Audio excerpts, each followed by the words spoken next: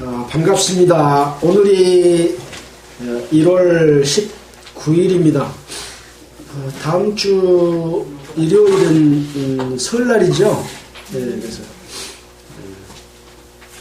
금주에는 또 연휴가 시작되는 그런 주일이기도 합니다. 우리는 그동안에 출애굽기를 시작을 해서 3장까지 마쳤고 오늘은 4장을 할 차례입니다. 그래서 4장에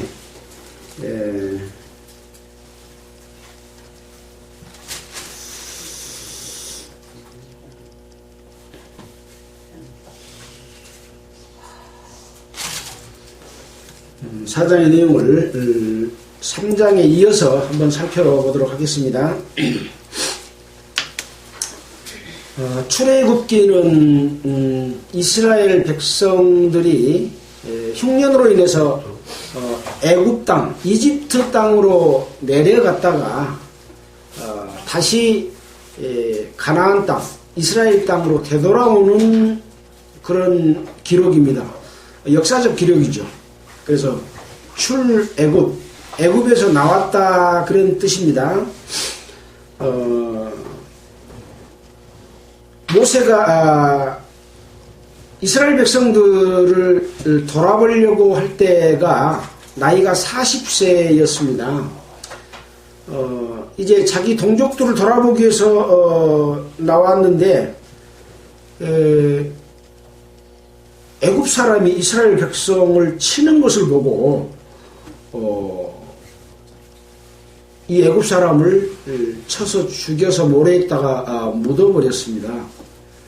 그 다음날 보니까 이제 자기 동족끼리 싸우니까 왜 같은 동족끼리 싸우냐 하고 그런 사람, 잘못된 사람에게 왜 동족을 때리냐 이렇게 말하니까 어제는 애굽 사람을 쳐 죽이더니 오늘은 나를 쳐 죽이려고 하느냐, 언제 우리가 니를 우리의 재판장으로 세우느냐, 이렇게 해서 이제 이 내용이 소문이 나게 될 상황이고 또 바로 교회까지 들어갔기 때문에 미디안으로 피해서 살게 되죠.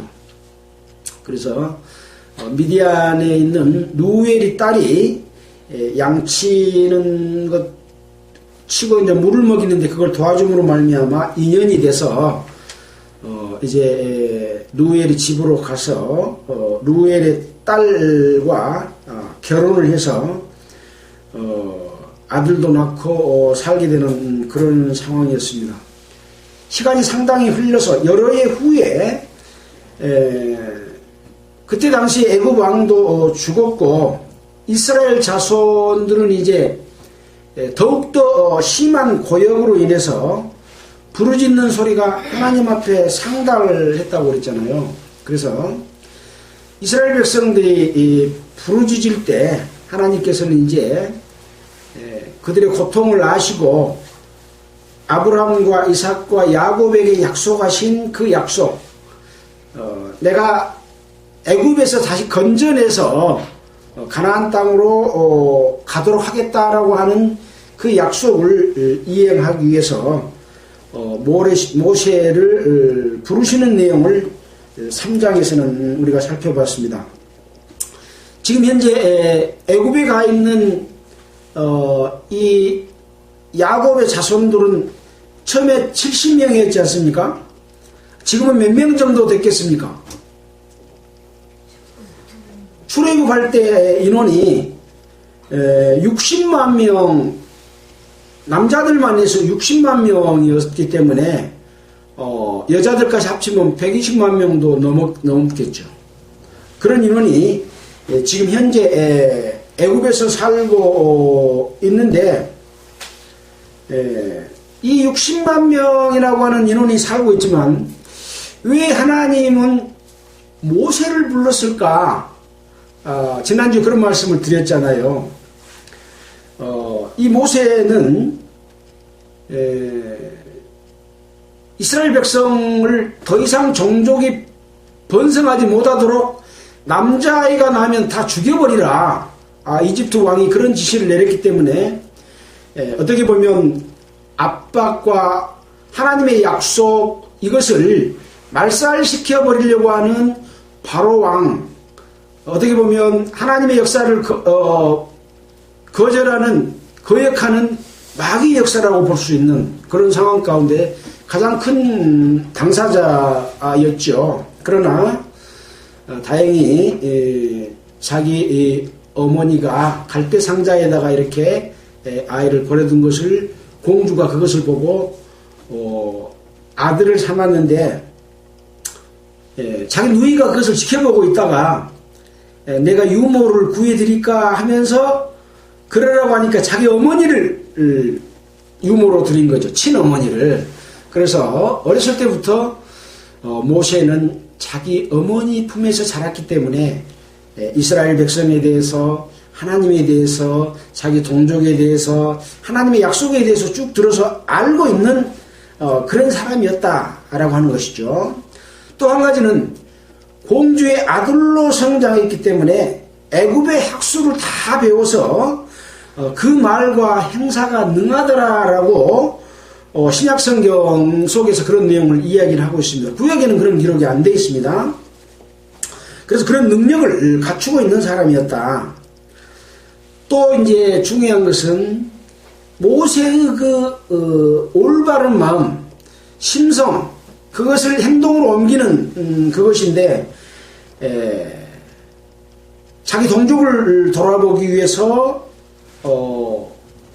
애굽 사람을 쳐 죽인 것, 어떻게 보면 사람을 쳐 죽인 것은 죄악이지만 하나님의 뜻을 이루는 과정에서 봤을 때는 모세의 순전하고 바른 마음, 자기 동족, 하나님의 백성을 사랑하는 그것을 이루기 위한 어떤 그 마음의 자세라고 볼 수가 있고, 또 그 다음에는 자기 형제들 간에도 싸우지 말라, 그러면 안 된다라고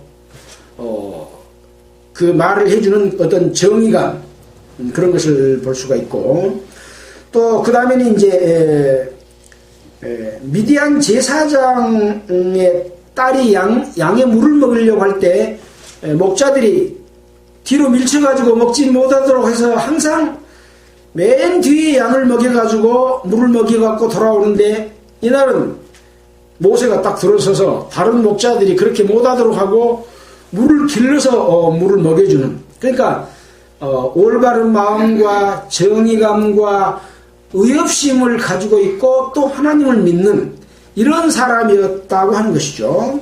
자, 그래서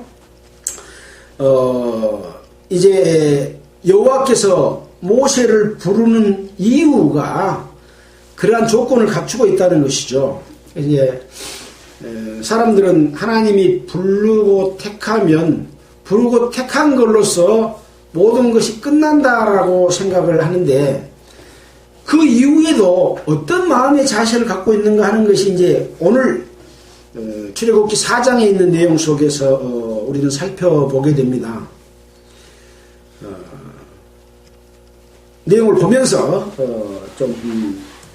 모세는 과연 어떤 사람이고 하나님은 왜 모세를 들어서 이렇게 사용하시는가 하는 것들을 좀 더 살펴보도록 하겠습니다. 4장 1절입니다. 모세가 대답하여 가로되 그러나 그들이 나를 믿지 아니하며 내 말을 듣지 아니하고 이르기를 여호와께서 너에게 나타나지 아니하셨다 하리이다 라고 지금 4장 1절에 말하고 있습니다. 이 내용은 무슨 말이냐 하면 이제 하나님이 너에게 3장 14절에 보면 모세에게 이르되 나는 스스로 있는 자니라 또 이르시되 너는 이스라엘 자손에게 이같이 이르기를 스스로 있는 자가 나를 너희에게 보내셨다 하라 그러면서 이스라엘 백성들을 인도하여 내게 하리라는 말씀을 해줬거든요. 근데 그들이 나를 믿지 않고 내 말을 듣지 않을 것이다 라고 이렇게 이제 다시 한번 하나님께 이제 말을 하는 거죠. 그러니까 이제 여호와께서 모세에게 말을 합니다. 네 손에 들고 있는 것이 손에 있는 것이 무엇이냐? 지팡이다. 그러니까 이제 여호와께서 그것을 땅에 던지라고 합니다. 땅에 던지니까 그것이 뱀이 되었습니다.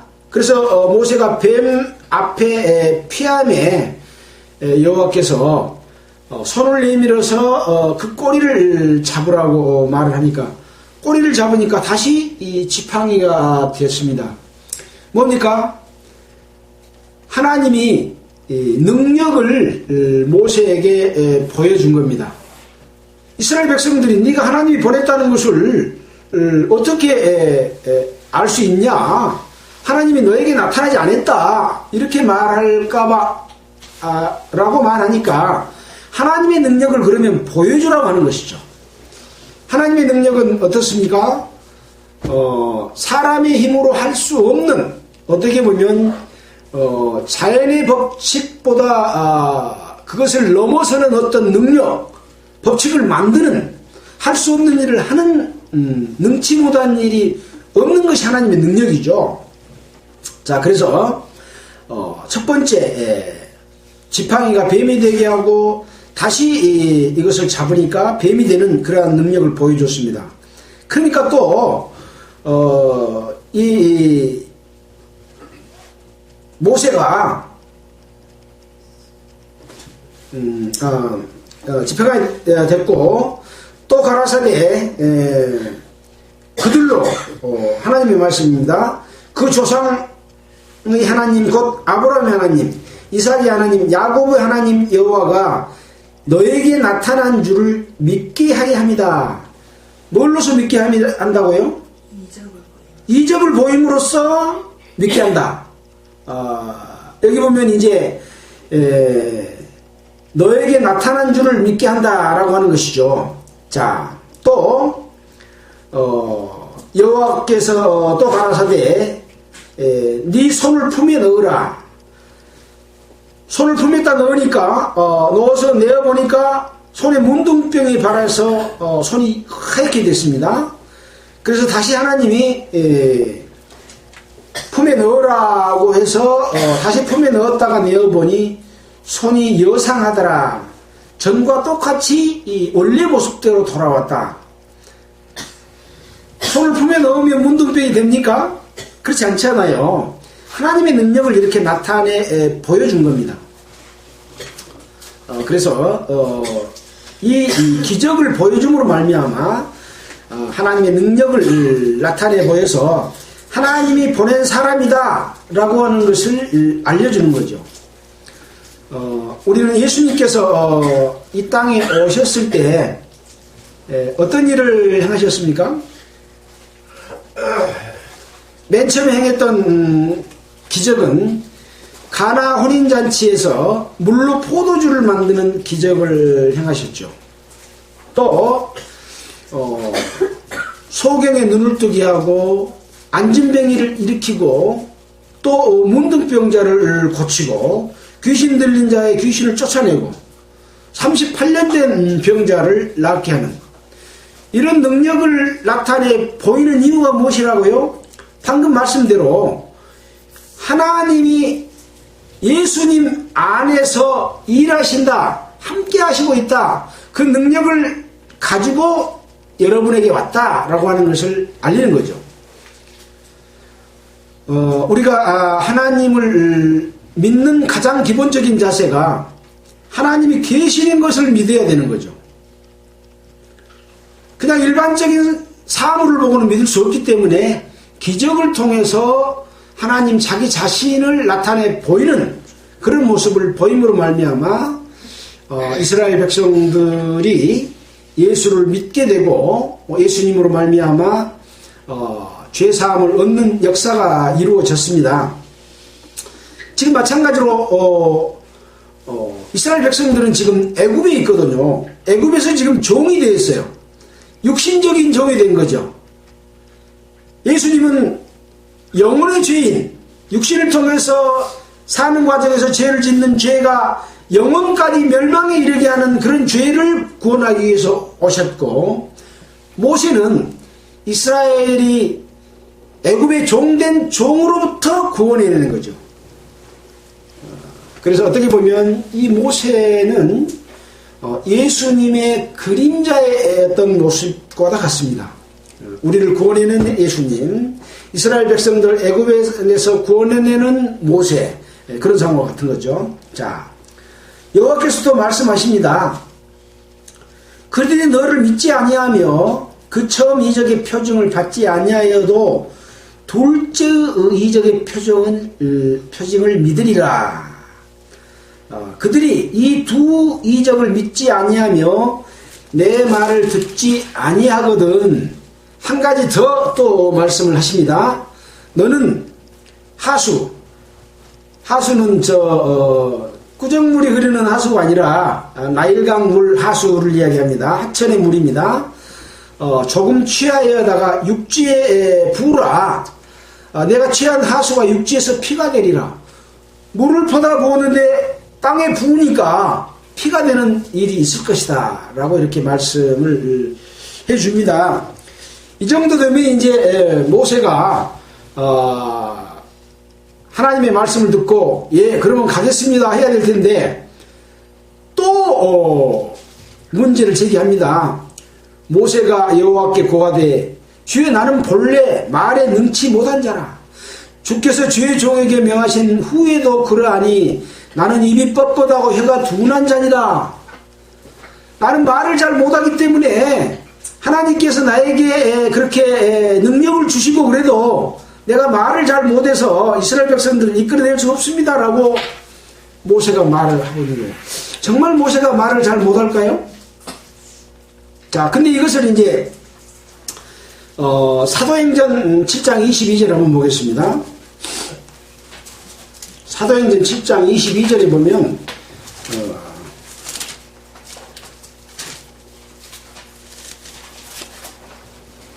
이것은 스데반이 이스라엘의 대제사장과 서기관과 바리새인들이 스데반을 붙들어 놓고 하나님에 대해서 예수 믿는 것에 대해서 문제를 제기하는 그런 상황 가운데서 스데반이 이스라엘 종교 지도자들에게 구약의 역사를 전부 들어서 하나님을 증거하는 그런 가운데서 한 말입니다. 22절 모세가 애굽 사람의 학술을 다 배워 이거 지금 스데반의 말입니다. 그 말과 행사가 능하더라. 나이 40이 되매 그 형제 이스라엘 자손을 돌아볼 생각이 나더니 한 사람의 원통한 일 당함을 보고 보호하여 압제받는 자를 위하여 원수를 갚아 애굽 사람을 쳐 죽이니라. 저는 그 형제들이 하나님께서 자기의 손을 빌어 구원하여 주시는 것을 깨달으려고 생각하였으나 저희가 깨닫지 못하였더라. 이튿날 이스라엘 사람이 싸울 때에 모세가 와서 화목시키려 하여 가로되 너희는 형제라 어찌 서로 해하느냐 하니 그 동물을 해하는 사람이 모세를 밀들여 가로되 누가 너를 우리의 관원과 재판장으로 우리 위에 세우느냐. 내가 어제는 애굽 사람을 죽인 것 같이 또 나를 죽이려 하느냐. 모세가 이 말을 인하여 도주하여 미디안 땅에서 나그네 되어 거기서 아들 둘을 낳으니라. 40년이 참에 천사가 시내산 광야 가시떨기 불꽃 가운데서 그에게 보이거늘. 이렇게 지금 스데반은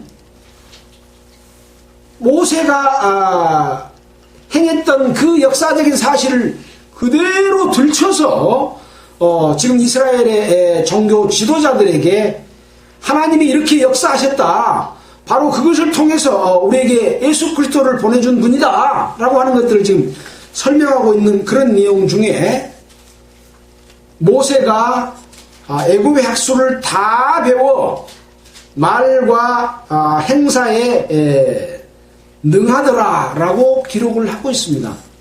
스데반의 말이 틀릴까요?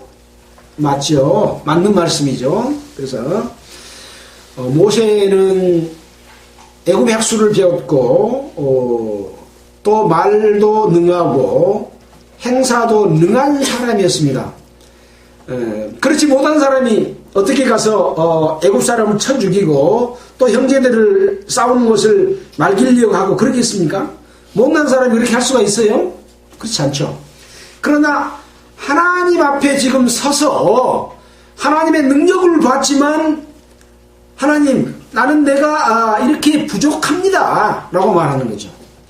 자기가 갖고 있는 능력을 이제 내 능력을 보태면 하나님의 일을 능히 할 수 있습니다가 아니라 그래도 나는 할 수 없습니다 라고 말하는 이 마음의 자세, 이것을 하나님께서는 모세를 쓰는 어떤 그 중요한 그 계기가 된 거죠. 역할이 된 거죠. 예를 들어서 모세가 능력이 있으면 하나님이 자기 능력을 모세에게 더 씌워줄 필요가 있습니까? 모세가 하면 되죠. 하나님이 안 해줘도 되잖아요. 근데 하나님께서는 자기의 능력을 모세를 통해서 자기를 보여주려고 하는, 내가 이스라엘 백성들을 이끌어내고 있다고 하는 것을 너는 이스라엘 백성들한테 가서 말을 해라 그 말이에요. 그걸 알려주는 거죠. 이게 모세는 뭐예요? 중간에 역할하는 것 뿐이잖아요. 말하자면 하나님의 지팡이고 하나님의 도구인 거지요. 쓰임을 당하는 그릇이죠. 예, 그런 것을 지금 우리에게 알려주고 있는 겁니다. 자, 그러니까 여호와께서 이르시되 누가 사람의 입을 지었느냐, 누가 벙어리나 귀머거리나 눈밝은 자나 소경이 되게 했느냐. 이 세상에 이런 것이 있잖아요. 소경도 있고 눈밝은 자도 있고 귀머거리도 있고 잘 듣는 사람도 있잖아요. 이런 것들을 보여주는 이유는 그걸 누가 했느냐라고 하는 것이죠. 물론 그것을 통해서 우리에게 교훈 주시는 말씀도 됩니다. 눈이 본다고 하지만 이 세상의 모든 사물을 다 본다고 할지라도 그 사물 가운데에서 그 근본 되시는 하나님을 보지 못하면 그는 소경이다. 본다고 하니 그저 죄가 있느니라, 그렇게 말씀하셨잖아요. 그러니까 이 세상의 물건을 아주 밝은 눈으로, 시력이 1.5나 되는 시력으로 사물을 아주 잘 본다고 할지라도 그 속에 있는 하나님의 능력을 보지 못하면 그것은 소경이다, 그런 말씀이죠. 이런 것들을 누가 지었냐? 또 벙어리는 말을 잘 하지만 아무 쓸데없는 말, 세상적인 말만 하면 그건 벙어리다. 비록 말 한마디만 할지라도 하나님이 우리에게 준 말을 그대로 전할 수만 있다면 그것은 진짜 말 잘하는 사람이다, 그런 이야기인 거죠. 그래서 눈 밝은 것도 마찬가지고 소경이나 이런 것도 마찬가지다, 그런 이야기죠. 그래서 누가 그렇게 만들었냐? 하나님이 아니냐? 그런 이야기죠. 이제 가라. 내가 너 입과 함께 있어서 할 말을 가르치리라. 하나님이 모세 네 입에 함께 있어서 할 말을 가르쳐 줄 것이다. 근데 모세가 뭐라는 줄 알아요? 주여, 보낼만 하는 자를 보내소서. 어떻게 보면 그냥 주먹으로 그냥 머리를 콱 집하고 싶을 거예요. 철저하게 모세는 자기 자신을 믿지 않고 있다고 하는 것을 여기서 보여주고 있습니다. 이런 사람을 하나님은 쓰신다고요. 말 잘하고 나는 능력이 있고 지식이 많고 그래서 쓰는 것이 아니다. 근데 실제로 모세가 그런 재능을 갖추고 있다니까요. 그러나 하나님 앞에서 자기 자신이 그런 모습이어야 된다는 거죠. 아니, 뭘 모르고 있는 사람을 쓴다는 것이 아니라는 얘기예요. 그러나 정작 하나님 앞에서 자기 자신은 나는 이렇게 못할 사람입니다 라고 하는 것을 하나님은 이쁘게 본다니까요. 그래서 우리는 이제 하나님의 백성으로서 이 땅에 살아가지고 가고 또 그리스도인으로서 삶을 살지만 자기 자신과 자기 자신의 능력과 머리와 이런 것을 믿고 하나님의 일을 하는 사람은 하나님이 써요, 안 써요? 안 쓴다 그 말이에요. 이것을 우리는 신약 성경을 통해서 수십 번, 수백 번 반복해서 배워서 알고 있습니다. 근데 현재 기독교계에 있는 많은 종교 지도자들이 이것을 그렇게 실천한 사람은 극히 적다는 거죠. 자기의 능력과 자기의 지혜와 자기가 신학교에서 배운 그 학문, 여러 가지 그런 그 경험, 이런 것을 통해서 교회의 어떤 법을 만들고 통치 방법을 만들고 이렇게 하면 성도들을 잘 이끌어갈 수 있어 라고 자기 방법을 쓴다 이 말이에요. 자기 방법을 쓰면 하나님은 어째요? 일을 안 하셔. 함께 하시지도 않아요. 그래서 그 모든 배운 능력과 지식과 하나님의 말씀 깨달은 내용들을 자기 속에 간직하고 있으면서도 하나님 아버지께서 나를 인도해 주시지 않으면, 하나님의 아버지의 능력이 나를 통해서 나타나지 않으면 내가 갖고 있는 지식과 능력은 아무 소용이 없습니다. 이렇게 고백할 때 하나님께서는 글을 들어서 쓰신다라고 하는 것을 우리에게 교훈해 주고 있다, 이런 말씀이죠.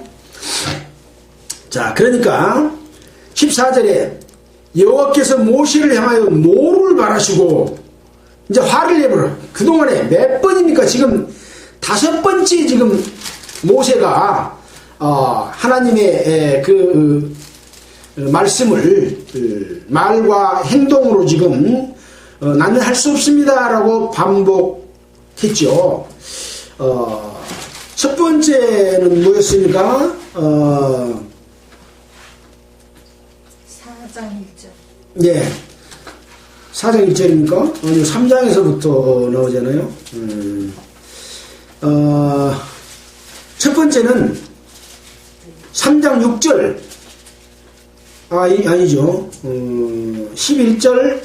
내가 누구간데 바로에게 가며 이스라엘 자손을 애굽에서 인도하여 내리까? 하나님이 모세 보고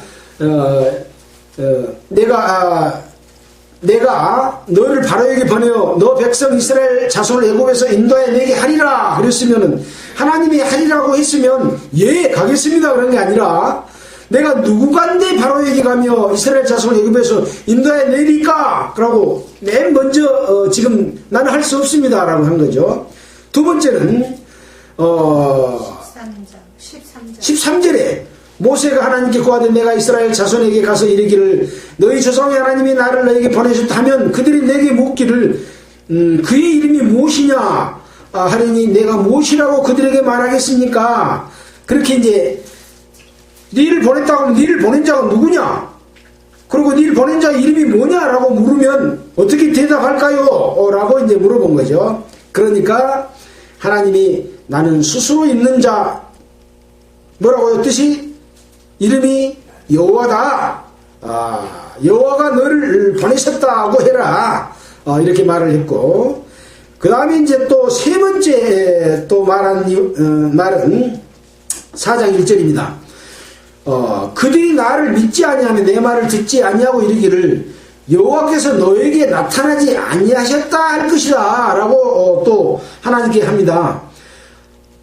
여호와 스스로 있는 자가 너를 보냈다고 하면 네가 여호와의 이름을 그렇게 말을 하지만 여호와가 너에게 나타나지 않았다고 할 거 아니냐, 그렇게 말을 한 겁니다. 그러니까 이제 오늘 우리가 읽었던 지팡이가 뱀이 되게 하고 뱀이 다시 지팡이가 되게 하고 손을 가슴에 넣으니까 문둥병이 되게 하고 또 다시 넣으니까 낫게 하는 기적, 이런 것들을 보여주신 거죠.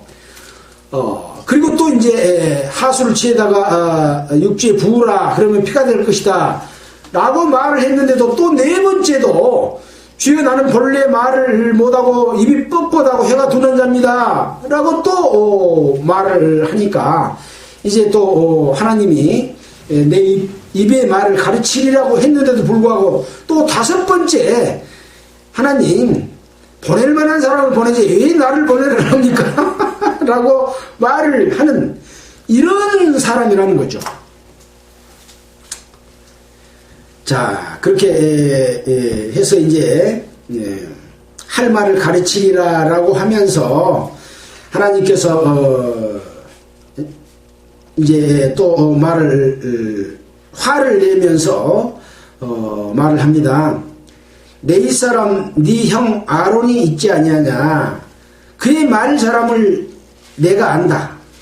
그가 너를 만나러 나오나니 그가 너를 볼 때 마음에 기뻐할 것이라 라고 아론에게 다시 말을 해줍니다. 그래서 15절에 너는 그에게 말하고 그 입에 말을 주라. 아니 아론이 말을 잘하는데 너는 그에게 말하고 그 입에 말을 주라고 해요. 여기서 너는 누굽니까? 모세지요. 말 잘하는 아론에게 모세가 말을 주는 거예요. 그 말은 누구 말입니까? 하나님이 모세를 통해서 말을 주고 그 말을 아론에게 또 전하는 거죠. 모세와 아론 둘 다 하나님의 도구인 입으로서 말하게 하는 것이다. 그런 겁니다. 말은 하나님이 하시는 거죠. 소리는 모세와 아론의 입에서 나오지만 그 말은 하나님의 말씀이다. 그런 뜻입니다. 자, 그렇게 해서 이제 내가 네 입과 그의 입, 아론의 입에 함께 있어서 너의 행할 일을 가르치리라. 이 말은 저 위에서 했던 말이요. 내가 네 입에 함께 있어서 할 말을 가르치리라 했던 말을 아론 보내준다고 하면서 묶어준다고 하면서 다시 한번 또 한 말, 똑같은 말을 또 한 거예요. 16절입니다. 그가 아론이 너를 대신하여 백성에게 말할 것이니 그는 아론은 너 입을 대신할 것이오. 그러니까 아론은 하나님으로부터 직접 말씀 받아야 안 받아요? 안 받는 거예요. 모세를 통해서 아론에게 전해지는 겁니다. 너는 그에게 하나님같이 되리라. 모세는 하나님같이 돼서 하나님의 말을 아론에게 전해주는 하나님이 되는가 아니라 뭐같이요? 하나님 같이 되는 거예요. 17절에 너는 이 지팡이를 손에 잡고 이것으로 이적을 행할지니라. 그래서 모세는 지팡이를 들고 사실 하나님의 지팡이는 모세인 거죠. 모세는 하나님의 지팡이를 들고 있는 거죠. 그래서 하나님이 일하시는 그런 모습들을 우리는 그런 형태로서 보게 됩니다. 자, 그렇게 해서 이제 모세가 애굽으로 가게 됩니다. 18절입니다. 모세가 장인 이드로에게 가서 그에게 이르되 애굽에 있는 내 형제들에게로 들어가서 그들이 생전하였는지 보려 하오니 나로 가게 하소서. 그러니까 장인 이드로 루엘이 평안히 가라라고 이렇게 말을 합니다. 참 이 장인 이드로는 아주 하나님 앞에 선한 그런 사람이라고 볼 수 있겠죠. 딸들이 빨리 물을 먹이고 왔을 때 어떻게 이렇게 올 수 있었느냐라고 했을 때 누가 이렇게 도와줘서 했습니다 라고 했을 때 왜 그러면 그 사람을 우리 집으로 들이지 않고 그냥 손님을 그렇게 대접하면 되느냐 라고 했던 걸로 봤을 때도 그렇고, 또 모세가 함께 거하기를 좋아할 때 자기 딸을 주고 사이로 삼는 이런 아주 선량한 그런 마음을 가진 자로서 모세가 자기 백성을 돌아본다고 하니까 평안히 가라 라고 이렇게 격려하고 또 위로하는 그런 말을 한 거죠. 그래서 19절에 여호와께서 미디안에서 모세에게 이르시되 애굽으로 돌아가라. 네 생명을 찾던 자가 다 죽었느니라. 이제 모세가 애굽에서 사람을 죽임으로 말미암아 모세를 잡아 죽이려고 했던 애굽 왕과 그때 사람들이 다 죽었다. 네 생명을 찾던 자가 다 죽었다 라고 이렇게 말을 합니다. 그래서 모세는 그의 아내 십보라와 아들 지금 앞에 낳은 거 누구 낳았다고 그랬어요? 게르솜 낳았다고 그랬잖아요. 근데 그 두 번째 아들 낳은 거에 대해서는 아직 이 출애굽기 안 나왔는데 두 번째 아들까지 낳았다고 볼 수 있겠죠. 아들들이라고 했으니까요. 둘째 아들도 낳았다고 하는 것을 볼 수가 있습니다. 생각할 수 있습니다. 나귀에 태우고 애굽으로 돌아가는데 하나님의 지팡이를 손에 잡았더라. 누구를 지금 의지하고 가는 거예요? 하나님의 지팡이를 잡고 가는 거예요. 네. 이게 굉장히 중요한 말입니다. 우리는 복음을 전하러 나아갈 때 무엇을 가지고 갑니까? 하나님의 말씀을 가지고 가잖아요. 하나님의 능력을 가지고 가야 되는 거죠. 말씀은 곧 하나님이시니라. 말씀이 육신이 되어 우리 가운데 거하심에 우리가 그 영광을 보니 아버지 독생자의 영광이 은혜와 진리가 충만하더라.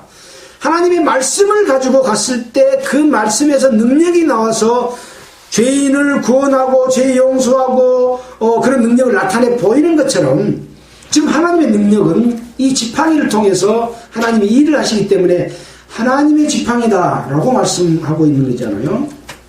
지팡이를 의지하고 지금 가고 있다라는 것을 우리는 지금 어떤 드라마를 보듯이 영화를 보듯이 지금 보이지 않습니까? 그렇게 지금 상상하면서 보면 훨씬 실감이 나겠죠. 21절입니다. 여호와께서 모세에게 이르시되 네가 애굽으로 돌아가거든 내가 네 손에 준 이적을 바로 앞에서 다 행하라. 그러나 내가 그의 마음을 강팍하게 한즉 그가 백성을 놓지 아니하리니 너는 바로에게 이르기를 여호와의 말씀에 이스라엘은 내 아들 내 장자라. 내가 너에게 이르기를 내 아들을 놓아서 나를 섬기게 하라 하여도 네가 놓기를 거절하니 내가 내 아들 내 장자를 죽이리라 하셨다 하라 하시니라. 전부 지금 바로에게 할 말을 모세가 바로에게 할 말을 그대로 지금 대사를 알려주는 거예요. 배우가 연극할 때 자기 말 해보면 돼야 안 돼요? 안 되는 거예요. 모세는 자기 말 하면 안 돼. 하나님이 주신 말만 가서 해야 돼요. 그런 것하고 지금 똑같은 사건이죠. 드라마는 하나님이 쓰시고 작가도 하나님이고 감독도 하나님이고 능력을 행하시는 것도 하나님이요. 하나님의 영화가 만들어져야지 모세의 영화가 만들어지면 안 되는 거죠. 모세의 드라마가 만들어져서는 안 되는 거죠. 근데 여기 보면 내가 그의 마음을 강팍하게 한즉 그가 백성을 놓지 않을 것이다. 그러면 바로가 이스라엘 백성을 빨리 놔주지 않는 것은 하나님이 그렇게 하시는 거예요. 왜 그렇게 할까요? 빨리 얼른 놔주면 좋을 텐데. 빨리 놔주는 것하고 빨리 안 놔준 것하고 뭔 차이가 있겠습니까? 하나님의 능력을 나타내 보이는 것이 첫 번째입니다. 두 번째는 이스라엘 백성들이 하나님을 믿도록 하는 증거들을 보여서 하나님이 우리를 이끌어내시는구나 라고 하는 거죠. 세 번째는 뭡니까? 간절하고 간곡한 마음을 주기 위한 거죠. 인간의 마음을 하나님은 아주 꿰뚫어 보시고 어떻게 함으로써 이스라엘 백성들을 애굽에서 끌어내지만 하나님과의 관계를 정상화시키느냐라고 하는 그 마음까지도 살펴서 그렇게 하나님을 제대로 믿고 하나님을 의지하도록 하나님의 능력에 따라서 살도록 하는 것을 알려주기 위한 것 때문에 바로 마음을 강팍히 했어요. 단번에 놓아주지 않게 하시는 겁니다. 우리 마음들이 이스라엘 백성들하고 똑같아요. 하나님의 능력, 하나님의 인도하심을 보고 또 구원을 받았지만 늘 하나님을 의지하지 않고 도로목이 돼 자꾸. 그래서 우리는 늘 하나님께 간구하고 기도하고 의지하는 것을 배우는 거죠. 자, 이렇게 이제 일러줬습니다. 24절입니다. 여호와께서 길의 숙소에서 모세를 만나사 그를 죽이려 하시는지라. 이거 청천벽력 같은 말씀이 기록되어 있어요. 지금 모세는 하나님의 지팡이를 들고 지금 애굽으로 지금 돌아가는 길이죠. 근데 그 길의 숙소에서 모세를 만나서 그를 죽이려 했다라고 기록하고 있습니다. 모세가 뭘 잘못했을까요? 뭐 아직 모르겠죠. 뒤에 읽어보면 그냥 나와요. 봅시다. 십보라는 누구예요? 모세의 아내 이드로의 딸이지요. 차도를 취하여 그 아들의 양피를 베어 모세의 발 앞에 던지며 가로되 당신은 참으로 내게 피난 편이로다 하니 여호와께서 모세를 놓으시니라. 모세를 죽이려다가 모세를 안 죽이고 놓은 거예요. 뭔 일이 일어났어요? 자기 아내가 아들의 양피를 베어, 이게 할례입니다. 할례. 이스라엘 백성들 할례 준 거에 대해서 창세기 17장을 한번 다시 한번 보고 가겠습니다. 17장 14절입니다. 창세기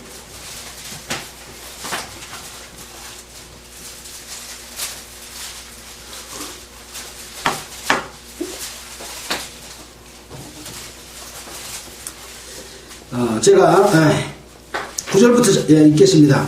하나님이 또 아브라함에게 이르시되 그런즉 너는 내 언약을 지키고 내 후손도 대대로 지키라. 너희 중 남자는 다 할례를 받으라. 이것이 나와 너희 후손 사이에 지킬 내 언약이라. 지금 모세가 이스라엘 백성들을 구원하러 간 것은 하나님이 아브라함과 이삭과 야곱에게 약속하신 언약을 이루러 간 거죠. 그 언약은 뭘로 이어져요? 여기 보니까 할례로서 이루어진다 그랬잖아요. 남자는 다 할례를 받으라. 이것이 나와 너희 후손 사이에 지킬 내 언약이다. 할례를 받지 않으면 이스라엘의 이 약속에서 제외가 됩니다. 그 대신 할례를 받으면 하나님의 말씀을 지킬 의무를 가진 자가 됩니다. 할례를 받고 하나님의 약속을 지키지 않으면 소용이 없고 할례를 안 받으면 또 소용이 없어요. 그러죠? 자, 그래서 너희는 양피를 베어라. 이것이 너와 내 사이의 언약의 표징이니라. 이제 저 뒤에 보면 14절에 할례를 받지 아니한 남자 곧 그 양피를 베지 아니하는 자는 백성 중에서 끊어지리니 그가 내 언약을 배반하였음이니라. 지금 모세는 아들 둘을 낳았습니다. 첫째 아들은 아까 나와 있는 대로 누굽니까? 게르솜이죠. 두 번째 아들 이름은 아직 여기 등장하지 않았지만 아마 첫 번째 아들의 할례를 행함으로 이 자기 아내인 십보라도 그것을 알고 있었을 거라고 생각이 듭니다. 또 하나님이 모세를 통해서 이스라엘 백성들을 택하고 아브라함과 이삭과 야곱에 주신 약속, 이것을 어머님께로부터 들어서 다 알고 있고 그 하나님의 뜻을 따라서 살고 있었기 때문에 이 할례에 대해서 알고 있었다고 봐야 되겠죠. 근데 지금 두 번째 아들을 낳아서 지금 같이 나귀에 태우고 애굽으로 가고 있는데 낳은 지 8일이 되면 할례를 행하라고 그랬거든요. 이 할례의 행함을 지금 빼먹고 가고 있었다라고 우리가 생각해 볼 수가 있습니다. 그러니까 양피를 베서 모세의 발 앞에 그 양피 피 묻은 그 껍질을 던지니까 여호와께서 모세를 낳았다. 할례를 행하니까 모세를 살려줬다는 것은 할례를 안 행해서 죽이려고 했다는 거죠. 그냥 증명되는 이야기잖아요. 이만큼 이스라엘 백성들은 할례를 받음으로 말미암아 언약이 이루어지는 그런 거죠. 그래서 할례는 이스라엘 백성들은 육신이 하지 않아요. 이방인들은 뭘로 해요? 할례는 마음이 할지니. 이 할례는 뭐예요? 하나님의 약속을 이어지는 상속자. 우리가 구원을 받으면 성령을 받잖아요. 이 성령을 받은 것이 바로 할례예요. 그 할례는 우리 마음이 하는 거예요. 그래서 할례를 받을 때 그 할례는 예수님의 피가 뿌려져서 그 우리 마음에 죄를 싹 사해주는 거예요. 하나님이 이 지금 저 십보라가 아들의 양피를 베어서 던지니까 피가 쫙 뿌려지면서 모세가 안 죽고 산 것처럼 예수님이 우리 마음에 피를 뿌려줌으로 말미암아 우리가 할례를 받은 거다니까요. 이것은 마음의 할례, 믿음의 할례입니다. 똑같은 거죠. 그러니까 이 할례가 중요하다는 것은 이스라엘 백성으로서는 할례가 중요하지만 이것은 육체적인 것이요, 실질적인 할례는 우리가 예수 그리스도의 피로 말미암아 우리의 죄사함을 얻는 할례가 진짜 할례인, 이것은 그림자지요. 모세도 예수 그리스도의 그림자기도 하고 여러 가지 의미들이 이렇게 담겨 있습니다. 자, 그래서 26절에 여호와께서 모세를 놓으니라. 그러니까 그 앞절에 이 십보라가 당신은 참으로 내게 피난편이로다 라고 말하는 것은, 피난편이란 말은 무슨 의미일까요? 피로써 산, 죽음에서 구원한 남편이다, 그런 뜻입니다.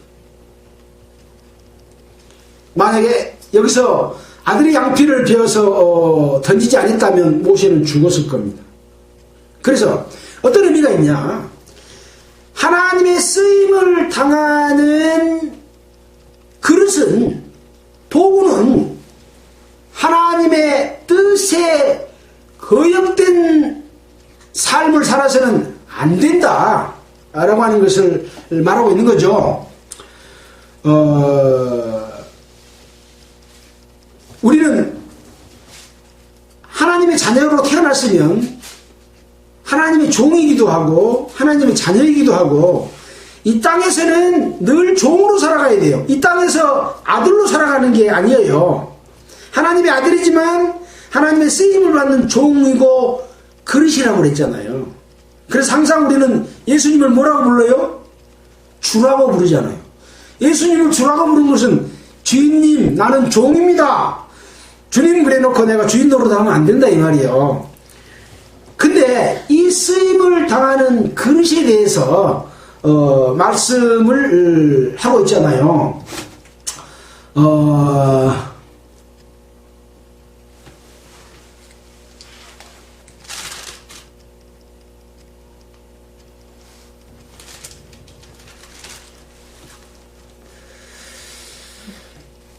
디모데후서 2장 20절을 한번 보겠습니다. 디모데후서 2장 20절. 데살로니가 디모데전서후서 2장 20절에 우리가 그리스도로서 쓰임을 당하는 그런 부분에 대해서 기록을 하고 있습니다. 344페이지입니다. 신약성경. 또한 20절. 큰 집에는 금과 은의 그릇이 있을 뿐 아니요 나무와 질그릇도 있어 귀 쓰는 것도 있고 천이 쓰는 것도 있나니, 그러므로 누구든지 이런 것에서 자기를 깨끗하게 하면 귀 쓰는 그릇이 되어 거룩하고 주인의 쓰심에 합당하며 모든 선한 일에 예비함이 되리라. 그러니까 그릇은 종류가 많잖아요. 밥 담는 그릇, 국 담는 그릇, 또 차를 담는 그릇, 다 종류가 다릅니다. 근데 어떨 때 귀히 쓰인다고요? 깨끗하게 했을 때. 그래서 그 용도는, 그 그릇은 타고난 어떤 자기의 말하자면 뭐라고 해야 됩니까? 달란트라고 해야 되겠죠. 그러나 한 달란트가 됐든 두 달란트가 됐든 자기 자신을 깨끗하게 하지 않으면 귀한 그릇으로 쓸 수 없다는 말이죠. 지금 모세가 하나님의 큰 그릇으로 지금 쓰임을 당하려고 하잖아요. 근데 큰 그릇으로 쓰이려면 그만큼 깨끗해야 되는데 깨끗하지 못한, 하나님의 약속이 이어져가는 할례를 놓쳐버리는 그런 상황이 있었기 때문에 죽이려고 했던 것과 같은, 그래서 우리도 늘 우리 자신을 하나님 앞에 깨끗하고 하나님이 우리에게 주신 언약들, 약속들, 또 우리에게 명령하신 명령들을 바르게 지키고 살아갈 때 우리는 깨끗한 그릇이 되는 거죠. 하나님께서, 예수께서 우리에게 주신 그 두 가지 사항이 있잖아요. 서로 사랑하라. 그리스도 안에서 하나 되라. 이것을 모르고 어떤 그릇으로서 역할을 한다면 모세와 같이 길에서 죽이리라 하는 그런 일들이 일어날 수도 있는 거죠. 어떤 의미입니까? 죽인다는 얘기겠습니까? 지금 현재로 봐서는 하나님의 그러한 그릇은 쓰지 않게 되기 때문에 하나님이 쓰지 않고 하나님이 함께 하시지 않고 그 일에 하나님이 함께 하지 않고 그 일에 하나님의 능력이 없으면 다 소용이 없는 거예요. 그런 것처럼 이만큼 예수님이 우리에게 말씀해 주신 말씀이 한마디 한마디가 굉장히 중요한데 이런 것들을 놓치고 사는 기독교인들이, 특히 종교 지도자들이 너무나 많다. 심지어 이스라엘 백성들을 구원하려고 하는 모세마저 죽이려고 했던 이런 하나님이다 하는 걸 우리는 두려운 마음으로 알 때, 지금은 출애굽 시대가 아니잖아요. 지금은 하나님 예수 그리스도가 우리를 구출해낸, 구원을 받은, 홍해를 건넌 것처럼 우리가 죽음으로부터 건짐을 받은 하나님의 백성으로서 살아가잖아요. 그 시대가 더 중요합니까? 지금 우리 시대가 더 중요합니까? 우리 시대가 훨씬 중요하죠. 그래서 우리는 우리 시대에 하나님의 인도하신 성령을 통해서 우리에게 직접 알려주시고 깨우쳐주시고 우리를 인도하시는 그것이 모세를 대신해서 능력을 나타내는 것보다 훨씬 더 큽니다. 근데 성령이 우리를 이끌어 주심도 깨닫지 못하고, 성령이 우리를 능력 주신 것도 깨닫지 못하고, 성령을 통해서 우리에게 말씀해 주시는 말씀도 깨닫지 못한다면 그야말로 죽은 송장과 다름없는 삶을 살 수도 있다고 하는 거죠. 좀 길어졌습니다. 자, 다시 출애굽기 5장으로 오겠습니다. 26절입니다. 여호와께서 모세를 놓으시니라. 그때 십보라가 피난편이라 함은 무엇을 인함이었다고요? 할례 행할 것을 안 행했기 때문이다. 인함이었더라. 그 말이죠. 27절입니다. 여호와께서 아론에게 이르시되 광야에 가서 모세를 맞으라 하시매. 아까 그랬잖아요. 하나님이 모세에게 네 형 아론을 너 함께 붙여주겠다. 아론 말 잘하는지 네 알지 않냐? 그렇게 말을 했고, 이제 하나님은 아론에게 광야에 가서 모세를 만나라. 이렇게 말씀하고 계시죠.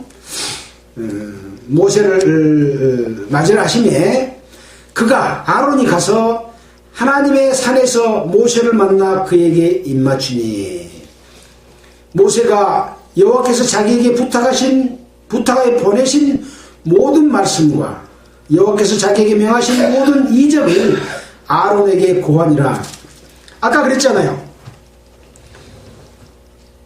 하나님은 모세를 통해서 말씀하시고 모세는 아론을 통해 말을 해라 라고 했기 때문에 하나님이 모세에게 준 대사를 그대로 지금 아론에게 대사를 줬다는 거죠. 글로 써서 준 것이 아니라 말로. 모든 말씀과 여호와께서 자기에게 명하신 모든 이적, 말만 해준 거 아니라 모세에게 보여준 이적 2가지, 또 한 가지 또 하수를 떠다가 땅에 뿌리면 피가 될 것이라는 그 말도 했겠죠. 이렇게 해서 아론에게 다 고했습니다. 이것이 바로 모세가 해야 될 일이요. 하나님께서 우리에게 말씀해 주신 말씀들을 다 고해서 우리는 중개자 역할을 해야 돼요. 누구에게? 믿지 않는 자들에게. 또 믿는 자들에게는 우리가 서신서에서 배운 내용들을 다 고해서 자기 지식으로 깨달은 것 말고 하나님께서 깨우쳐 주신 중요한 내용들이 있으면 입을 닫고 있으면 돼요, 안 돼요? 안 돼요. 그러면 하나님이 맡겨준 일을 하지 않으면 어떻게 되겠습니까? 예, 그건 두려운 일이죠. 마찬가지로 우리가 그동안에 성경을 배우고 깨달았던 내용들을 속에만 담아놓지 말고 반드시 말을 함으로써 그 말이 전해져서 상대편에게 하나님의 능력이 전해져서 그 사람도 깨우쳐서 그렇게 살아갈 수 있도록 하는 의무를 지고 있다는 것이죠. 하나님께서 모세에게 말씀하시고 모세가 아론에게 그것을 그대로 고하니라 라는 말씀이죠. 29절입니다. 모세와 아론이 가서 이스라엘 자손의 모든 장로를 모으고, 지금 구원해야 될 대상자들, 출애굽시켜야 될 대상자들이 지금 현재 애굽에 있는 백성들이죠. 이 애굽에 있는 백성들 중에서도 자손들 모든 장로 다 모아서 지금 말을 합니다. 아론이 여호와께서 모세에게 명하신 모든 말씀을 전하고, 결국 말은 누가 해요? 아론이 지금 하고 있습니다. 그래서 예수 그리스도의 복음은 예수님이 말씀하시고 예수님이 이루신 내용을 성령을 통해서 거듭난, 또 예수님이 제자로 삼으신 사도들을 통해서 제자들을 통해서 전해졌고, 그 전해준 말 속에는 누구의 능력이 들어있는 겁니까? 예수님의 능력이 들어있잖아요. 그 역할을 하신 분은 누구예요? 성령이잖아요. 그 성령을 통해서 그 복음이 우리에게까지 전해졌습니다. 하나님이 모세를 통해서, 모세가 아론을 통해서, 아론이 모든 백성과 장로들을 통해서 전해진 것처럼 그 말씀이 우리에게 전해진 거죠. 지금은, 옛날에는 이런 종교 지도자들을 통해서 전해졌지만 신약시대에는 지도자가 있어요, 없어요? 없어요. 누가 지도자예요? 예수님이 지도자고, 그 일을 하신 분은 성령이에요. 성령은 어디가 있어요? 구원을 받은 성도 속에 있어요. 하나님과 1대1로 직접 능력을 받을 수 있는 그런 시대에 살고 있는 거죠. 그러나 전해지기는 어떻게 전해져 왔어요? 먼저 깨달은 자, 성령이 있는 자들로 통해서 그 말씀이 전해져 온 것입니다. 그렇지 않고 그냥 혼자서 성경 읽고 깨달은 사람도 더러 있기는 있습니다. 그러나 어딘가로부터 예수란 말을 들었고 그 영향들이 있었던 거죠. 그래서 하나님의 능력이 전해지는 이런 것은, 하나님의 능력이 없으면 능력은 안 전해집니다. 내 안에 성령이 없으면, 성령이 없는 사람이 전한 것은 전해져요, 안 전해져요? 안 전해진 거죠. 베드로가 그랬잖아요. 성전 앞에서 구걸하는 자들이 있는데 구걸을 하니까 나는 아무것도 줄 것이 없다. 나한테는 예수밖에 없다. 내게 있는 것으로 내게 주노니 일어나서 걸으라. 그러니까 안진뱅이가 벌떡 일어나서 걸었잖아요. 뭡니까? 속에 예수의 능력밖에 없어. 그건 줄 것밖에 없다 이 말이야. 근데 속에 예수의 능력이 없으면 걸으라고 하면 걸어질까요? 못 걷는 거예요. 그런 것처럼 이런 능력이 전해져서 역사하는 그런 것들을 보여주고 있습니다. 그래서 말씀을 전하고 또 백성 앞에서 무엇을 행해요? 이적을 행해요. 아까 지팡이를 던지니까 뱀이 되고, 뱀의 꼬리를 잡으니까 다시 지팡이가 되고. 내가 거꾸로 말했네. 그렇겠죠. 그 다음에 손을 가슴에 넣으니까 어떻게 돼요? 보니까 문득병이 걸렸어. 다시 여니까 다시 깨끗해지고 여상하게 됐다. 이런 것들을 이적을 행하니 어째요? 이스라엘 백성들이 믿었어요. 말씀을 전하고 이적을 행함으로 믿었어요. 이걸 누가 그대로 행했어요? 예수님. 예수님이 이 땅에 오셔서 하늘나라에 복음을 전하는데 안 믿어. 네가 어떻게 하나님의 아들이냐? 아들인 증거를 내보여라. 그러니까 뭘로 포도주를 만들고 귀신을 쫓아내고 안전병을 일으키고 소경을 낫게 하고 문둥병을 고치고 이런 능력을 나타내 보이니까 아, 저건 사람이 할 수 없는 능력이다. 하나님께서 보내신 자만이 할 수 있다라고 믿고 메시아인 걸 믿고 예수의 말씀을 듣고 나중에 구원을 받는 일이 일어난 거죠. 뭡니까? 예수님이 전한 말씀은 구약 성경에 기록된 말씀을 그대로 인용해가지고 그 말씀을 그대로 했습니다. 말씀을 전했고 이적을 행함으로 믿은 것처럼 복음이 이렇게 전해진다고 하는 것이죠. 지금 우리가 이적을 행할 일이 있습니까?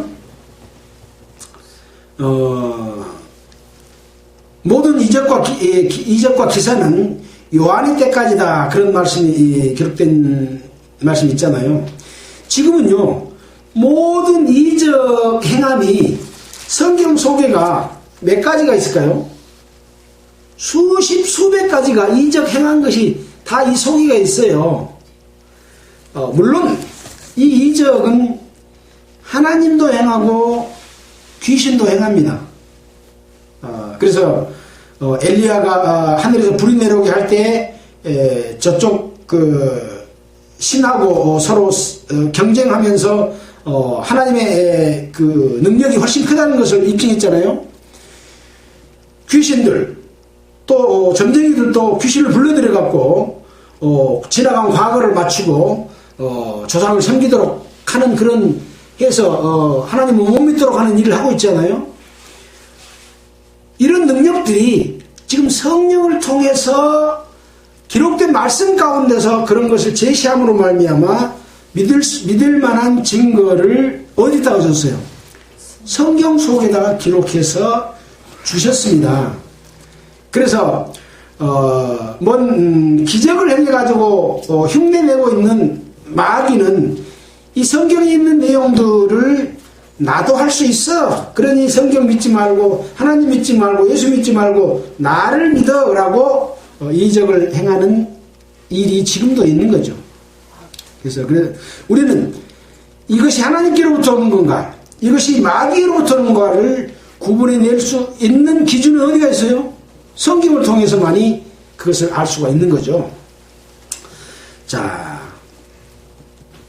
31절입니다.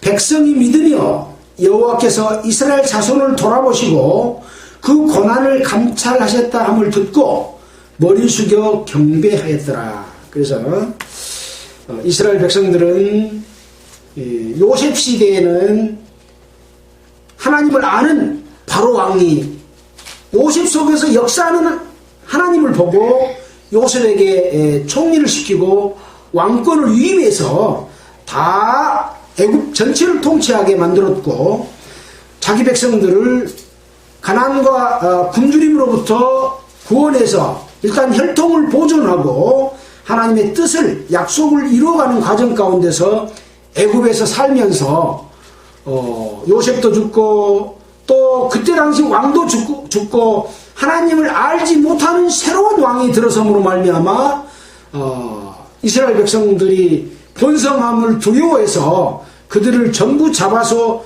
종으로 삼고 더 이상 종족이 번성하지 못하도록 아들을 낳으면 죽이고 이런 일이 벌어지는 일 가운데서 고역과 고난을 주는 가운데서 구원해내는 그런 역사 가운데서 하나님의 계획은 약속은 언약은 변치 않고 실천해 가시는 것을 보여주고 있으나 하나님을 떠나고 잊어버리면 이런 핍박과 고난이 있다. 돌이켰을 때만이 다시 하나님은 역사에서 우리를 이끌어 가신다라고 하는 것들을 교훈을 삼을 수가 있습니다.